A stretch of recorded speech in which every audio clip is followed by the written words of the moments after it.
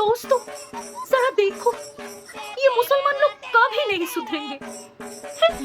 এদের যন্ত্রণাতে দেখো ফেসবুকেও ঢোকা যায় না। এরা এত কট্টর মুসলিমগিরি করে, ফেসবুকে এসে এমন ভাবে বলে যে আমরা মাংস খাই না, মাটন খাই না, চিকেন খাই না, খালি দুধ মুদ আর এটা ওটা শাক সবজি ঘি পনির এগুলো খেয়ে বেঁচে থাকে।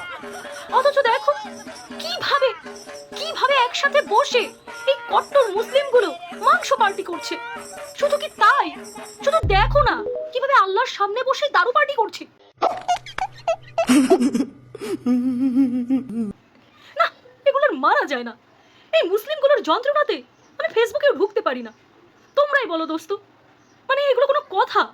হ্যাঁ, এগুলো কোনো কথা? আচ্ছা না থাক, করুক। এরা করছে বলেই তো আমরা কিছু একটা বলতে পারছি, না করলে কিভাবে বলতাম। কি তাদের কট্টর গিরি। বড় হারামি হো বেটা।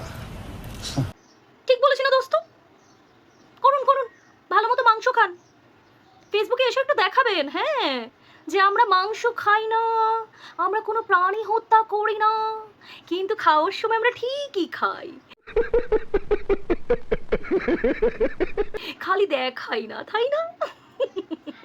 ওকে দোস্ত, বাই।